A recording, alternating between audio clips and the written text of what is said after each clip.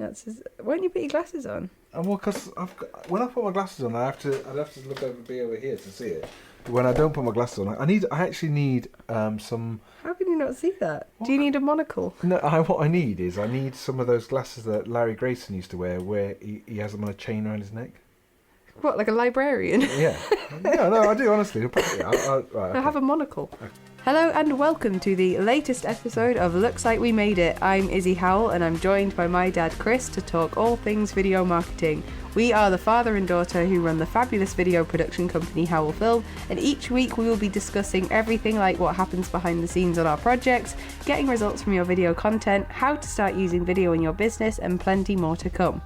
We'll be joined by some wonderful special guests, including our own awesome clients from all kinds of industries, as well as our own film crew and even our own family, blimey, to candidly converse about creativity. On this episode, we are answering the question, how do I put on a hybrid event? So without further ado, let's get started, and of course, never miss an episode every Tuesday by giving us a follow or subscribe, as well as finding Howell Film on Instagram, Facebook, Twitter and LinkedIn. Let's go!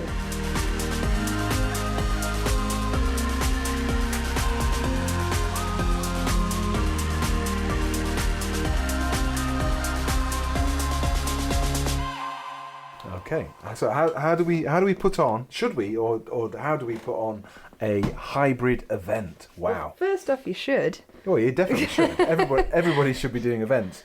Well, I suppose the first question, like all things in business and all things to do with video marketing, the question is, should I? You know, does it make sense? Could I? Would I? Yes, no, but should I? Is it commercially viable? Is it technically viable? Is it something that's desirable to do? And assuming the answer is yes to that, then I suppose we should set the scene really about what a hybrid event is. Actually. Well, hybrid events have become more of a thing since the pandemic, Absolutely. And that's something that everyone has had.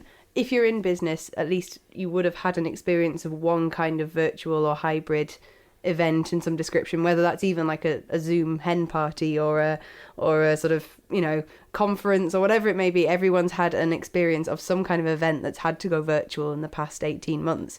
And now what we're entering into now is a new landscape where you can choose between going to an in-person event and going to the venue and getting a coffee and seeing people in person, or staying at home and doing it all virtually as you were a year ago. Firstly, I've not been invited to any hen do, but what I would say is there's another option, which is you might, if the event's taking place over 2, 3, 4 days, whatever, you might go for a day and you might think, oh, that's good, I met some nice people there, there's some interesting business angles there for me, but the second day I'm going to watch it online. And you could even, if you're staying locally, you could spend the morning online, then go along in the afternoon. So I think by hybrid, we are actually saying that there's a physical event taking place, perhaps a bit smaller than previously, but there's also the event being streamed either as live or recorded. Well, you can mix and match your experience. Essentially, is the best way to do it, and that includes as well. Like, I mean, we've done events where the actual auditorium's been sold out at one point, so they've had to feed the actual thing into different locations as well. So you can weirdly go to live events that are watching another live event. So it gets so deep. You could go really far into it. You can get a bit matrixy, can't you? Yeah, so essentially you can have a room that's at the event but isn't actually in the main room, but watching what is going on in the main auditorium. I mean, we've done quite a bit of that. But I think that you're right, the landscape and the expectations of events, exhibitions, anything where there's a kind of a live interaction. I think that you're right. People understand that a lot more now. That the whole landscape of online offerings is it's all there now, and people know when you say, hey, it's a live stream event, or it's on YouTube, or it's on Facebook Live, or whatever, they actually know what you're talking about. Whereas in the past, it was almost kind of but it was a very small pool of people who would do it, and that would be in particularly for circles of people or industries that would operate globally. So anyone who was sort of wanting to speak to people in different areas of the world at the same time would do that. But it wasn't part of our everyday. I mean, how did you find that real sudden shift from live to virtual? Because we, as event providers, we found that really weird to go from being right in the action to sort of putting on a different experience. Yeah, I suppose from my perspective, it depends which hat I'm wearing. If I'm wearing I'm running a video production company specialising in events. Well, obviously at the beginning of the lockdown, it was traumatic because our order book went from full to non-existent on that basis. But as wearing my MD's hat, where I kind of want to know what's going on, I want to go and meet people, I'm interested in innovations in our industry and others. I think a lot of people in business found it quite traumatic. Saying that, attending an event is a huge commitment. You've got the physically, you've got to get there. Often you've got to stay overnight. It's a day out your diary. Whereas we as an attendee, I've quite liked the fact that I can say, okay, I can block out a couple of hours in the afternoon, get online, and you can actually get on with your day as almost as normal, and you're sort of dipping in, dipping out, and also you can cherry pick the speakers you really want to listen to. No disrespect to other people, but when you think actually that person is somebody I really want to engage with, and then you can actually really focus in on what they've got to say, without sort of having a whole day to kill. But then saying that, the flip side is obviously everyone knows the limitations of an online event, because you don't have those connections, that kind of the nuances about relationships and eye contact and stuff. I think what we found by putting on hybrid events is that it's for the people who want to go in person and enjoy it in person. They can. And so you can make that travel, you can do that networking, you can make those connections. But say, for example, you live quite far away, or you have commitments at home or at your job, but you still want to learn something or gain something from that event. 100%. That's the thing. It's you can choose to do the traveling and you can choose to do that, but when you've got that option to, I just want to absorb something and enjoy something in the moment and then have to get on with my day, it means that as an event provider, I found that the options or the opportunities to get more ticket sales in. I know there was the panic with virtual events initially, that people were going, oh well, I can't sell a ticket full price and I can't do this and that. But now you can have almost like an infinite amount of ticket sales. Absolutely. Well, I mean, in a sense, if you think about it, the beauty of a hybrid event is that it's utterly scalable. Mm-hmm. Both in terms of the technical delivery from the filmmakers or the your AV specialists. It can be one camera, one person, one connection, and that's it. That's your live stream, right the way up to a multicam. Loads of cameras, loads of audio, loads of graphic sources, tons of on the fly editing going on, and it's utterly scalable. Whereas in previously, if it's a purely a live event and you've booked out the Albert Hall and you've sold 15 tickets, then you're into blimey, this is gonna hurt. Whereas a hybrid event, as I say, gives you that flexibility and that scalability. And you're right that you've not got to sell all your tickets at any price because gosh, we've got to get bums on seats. Yeah. In reality, you can have we've worked in auditoriums, I don't know, sort of 2,000 seat auditoriums and above. When there are even 60% full, that 40% empty is really glaring, and the organizer and it just has in the old days it had a look of, ooh, it's not well attended. Yeah. You might have 1,000 people there who've all paid and all loving it, but the fact that those seats are empty kind of knocks the edge off the event. So the beauty of the hybrid offering is obviously that you can have 1,000 people, 50 people, 10,000 people. It doesn't really matter, and they can watch it live, they can interact live, but then they've also got the option to watch again depending on the platform. If the organizer wants you to put it on YouTube after the event or whatever, people have got another bite at the cherry. So so I think that the scalable nature of hybrid events is really important. Well, so for someone who, I'm just going to do my tea. 2 seconds. Hold that line. I'm just going to grab my coffee.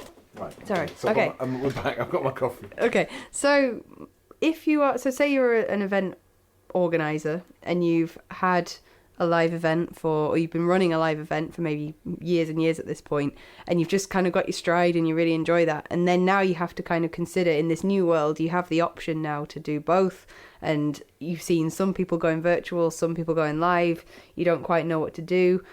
How do you move on from that step? What would your advice be to an event provider who wants to kind of navigate or understand that world? My advice would be to speak to a professional, speak to someone who does ask the question, just really, ask isn't the it? question, because as soon as the problem you've got is if they have an image and they want to maintain a standard, then a bunch of people from the office holding up their phones in some settings does work, but in reality there are a lot more pressures on what it is you're trying to achieve, and to maintain the standard. If there's no point in having a beautiful, all bells and whistles, beautifully designed, beautifully put on exhibition or event, and then an amateurish sort of poor live stream. And again, there are a lot of technical, which I won't bore our audience with now, but there are a lot of technical considerations with a live stream. It's very different to just FaceTiming somebody. It's quite different to actually be able to deliver that on a professional level, and to maintain the standard that you should be doing. Absolutely, and I think that with hybrid events as well, you don't necessarily have to be hosting 2 events at once. There's almost like the concept of having virtual and live can put the sort of alarm bells in people's heads, thinking, does that mean I have to now cater to 2 audiences? Yeah. Does that mean I have to now be doing my job double time and making sure every type of audience is catered for? And the beauty of hybrid is that whatever the audience is experiencing in person, the goal is of a hybrid event to make sure that virtual experience is almost just as similar. So if someone at a live event is sat waiting for the show to happen, you can have the ambience of the room while everyone's getting set up. Like, you can just make that experience blend into one. So the people you're catering for, regardless of whether they're at home or whether they're sat in front of you, should be getting some kind of benefit from it. So when you're presenting or you've got to compare, you can refer to people who are live. You maybe even be able to take questions or tweets with hashtags and stuff like that and kind of get them involved. But you should never feel like you have to kind of cater to 2 audiences all the time. You should try and unite everyone together by potentially maybe providing like a lanyard still to people who want to attend virtually, a virtual lanyard. Yeah, giving people like freebies and access to stuff and to speak to people still. And we've had that when we were virtual booth holders, which we mentioned in the podcast episode with Paul Andrews, where we were, it was a bit like Zoom but with instant messaging and stuff, but you could still communicate with people, and you can still have that experience of I'm networking and I'm meeting new people, but yeah. I think that as long as it's 2-way traffic, I think that's the other thing as well, is that you're right, the ability to still be involved, so that you're not disconnected as an online user. That actually, because when you're in the room, not everybody wants to put their hand up and ask a question, but you do feel part of something when you're in an audience. We've experienced this, that the audiences take on a personality. You can have a flat gig, particularly music events, or you can have it's really happening. The energy's there, and I think there is a danger that you lose some of that online. So I think the organizer needs to work hard to maintain that level of interaction with their online audience, and also, as you say, so that the audience online feel like they're part of it, and there is that 2-way traffic, so that they can ask questions. They do feel like they are at an event, as opposed to a distant viewer. Saying that, though, obviously, like I mentioned earlier, it is quite handy to be able to sit back and grab a coffee and absolutely, sort of watch from afar. So but in terms of whether event organisers should be doing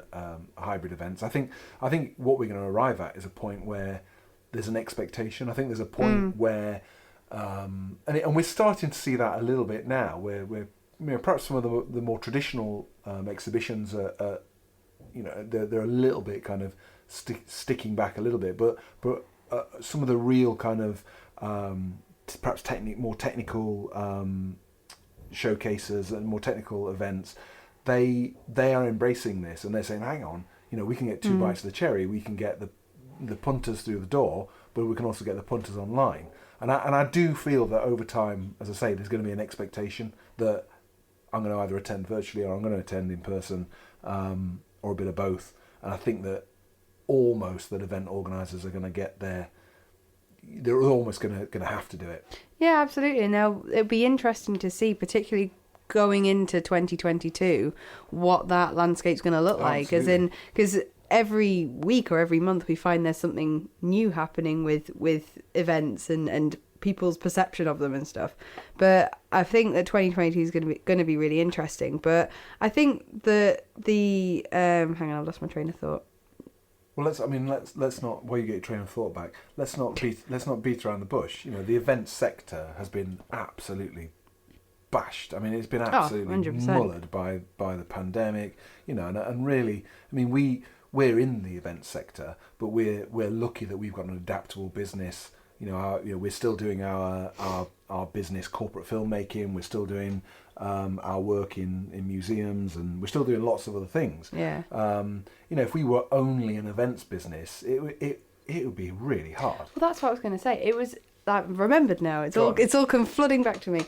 Is that it opens doors. Hybrid events open doors to smaller businesses and smaller gatherings of people and people that, or businesses that may never have considered in the past doing a live event, now have the opportunity to do so. So even we are considering sort of doing live stream webinars and being able to get people involved and spread a message in a different way. Now that you can go that virtual route and there's no judgment on that anymore, really, it opens a lot more doors to much smaller organisations, charities, different things, finding different ways of communicating with people. Yeah, absolutely. Again, a lot of the technology we use is used, church groups use it. A lot of the live stream stuff that we do, has been embraced by people who have, literally want to spread the word.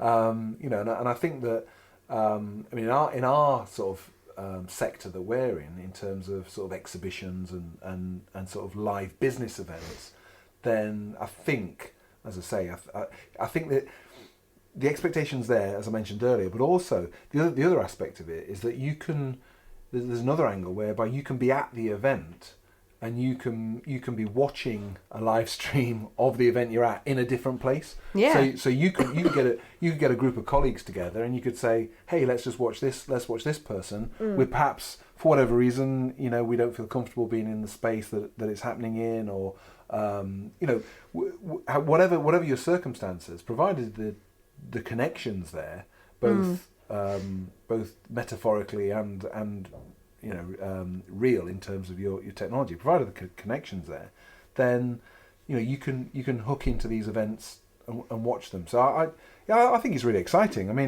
It's daunting. It's strange because it's not something that before the pandemic, we weren't necessarily going down that route initially, but on the basis of producing events and also hosting them, I don't think anyone was really expecting it. And now we're navigating this new way of celebrating things. Well, I think it was always I think the live streaming was only ever a bolt on, and it was a bit, and now it's become integral.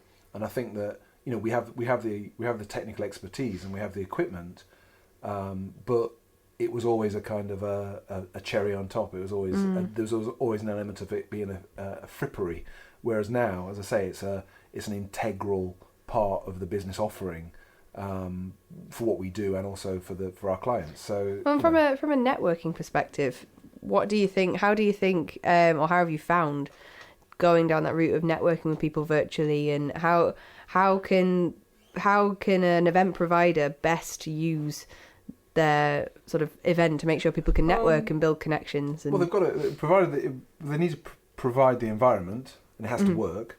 but also it's got to be. There's got to be an ongoing relationship. I mean, I suppose in the very basic setting, in a traditional networking environment, you pass business cards around, you share contacts. You see the whites of someone's eyes, and you need to have that mechanism in place virtually for it to make sense. There's no point just having a chat with people. There's no point just going to someone's living room and chatting with them or wherever, and then going, oh, that was okay. It has to be. What's that noise? I don't know. It's like a duck next door. So we've got a menagerie of pond if you can hear that, it's not us. So what I'm saying is, there's got to be a reason. There's got to be a purpose. We don't come to work just to chit chat. Well, we are right now. I know we are. Yeah. But I think that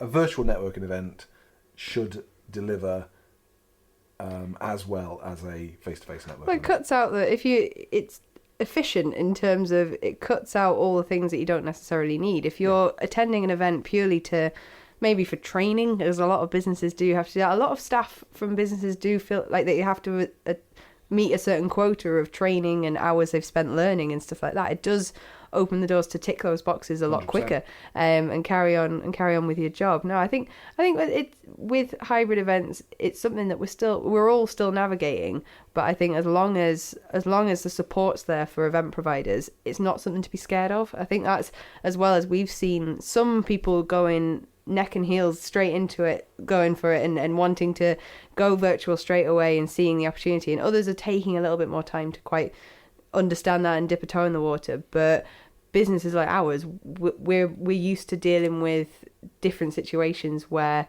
our input might be more, it might be less, and that support needs to be there. But it's great because we're learning so many more new pieces of technology and stuff, and it's nice to, as well as an editor, to be able to be more involved on the day as well. I like that, rather than sort of, because traditionally I receive that sort of work from the event afterwards when we video them, but now I can be really part of it and you can get stuff live. And there's never any pressure with a live event, is there? Not at all. As long as we press record, everything will be fine. Yeah. But no, I think that's it. Any final words for our audience? Any final words? No, not really. I think that just we all just need to get back out there, in terms of, if it's virtual, if it's face-to-face, whatever, as long as everyone stays safe, we just need to just crack on. Well, if it can be virtual, it should be virtual, and that's, or if it has the opportunity to, then there's nothing wrong with getting a few more ticket sales, getting a few more people involved in your event that you might not have had before. Absolutely. From all over the world, getting more input, getting more involvement, the more the merrier. And that's a good point, actually, from all over the world, because we're doing an event in a couple of weeks' time, and there are more people signed up from Japan, USA, Australia as well. Yeah, than there are European or UK audience. So that's quite interesting. That you can be quite nichey. And the other thing as well is that you can play with time zones. That if you're not in a hall, that we're in the hall from 10 a.m. till 4 p.m. If it's a perhaps less so a hybrid event, if a purely virtual event, you can do it at 10 o'clock at night for your US market. And try and figure out the EST. I never quite got Google that. It. Just Google it. Even then. But okay, fine. I've got two questions for you to close this off. First one, did you enjoy your holiday? We've missed you. Oh yeah, of course. Yes, brilliant. yes. My holiday in sunny Scotland was fantastic. Yes. Brilliant. Did you drink a lot from the distilleries or? Well, I have to say that I don't really like whiskey. So we were on Speyside, and there was some fantastic, amazing distilleries, but it's not really my cup of tea. There goes our 3 listeners who like whiskey then. Okay, interesting. Well, that's good. I'm glad you had a nice holiday. We had a good time talking. Andy was there talking about about the power of video and the evolution of technology, and we had Kiati and Cody on as well. And last question, last but not least, if you could be in any movie, what would you be in? Oh wow, that is. As in like acting, like being part of it, being in the movie. Oh, oh gosh, I'm trying to think. These are all things I think about on my way to work. I'm trying to think of something highbrow, but I can never come up with any. Pride and Prejudice. I don't know, maybe. Well, mine North would be by Northwest, or what, flying the plane or running away from it? running away from it, or maybe a kind of like, or a Doc Brown. Yes. Yes. I love it. Something kind of like maybe something really iconic, like an iconic. Supporting role, maybe. I want to be Einstein from Back to the Future. If Yeah. you know who that is, you know it would be an easy role to follow. I think anything with Tom Hanks for me. I would love to be in a movie with Tom Hanks, only just to meet him. Just to be. Oh, so North by Northwest, interesting. Yeah, just for the suits, just to you know. We need that film noir, like Darling kind of voice. Yeah, just to look, you know. Okay. Good. Oh, there you that's go. good to know. Okay, well that's answered my question. If you want to, well, we'd love for you to keep listening to us and to find out more about what we're doing in the next few weeks. Next week we'll be talking about the power of cinema and how that's influenced video marketing, which is really exciting. A new episode comes out every Tuesday, and if you are listening on Apple Podcasts, please make sure to give us a rate and a review and to give us a thumbs up and let us know what you think. As well as that, you can find Howell Film on LinkedIn, Facebook, Twitter and Instagram, as well as www.howellfilm.co.uk, where you can listen to this podcast or wherever you get your podcasts. And one final thing, thank you for the positive feedback we've had. Yeah, it's been great. We actually had someone describe themselves as a fan the other day. I know. Which was bizarre, but fantastic. Thank you so much. Well, we're very chuffed that people are enjoying it, and we're going to keep going with it. So, and we might even start filming them as well, which is a vidcast or a vodka. I think that's where you have vodka. But okay, cool. Well, we'll see you soon. Thank you. Bye.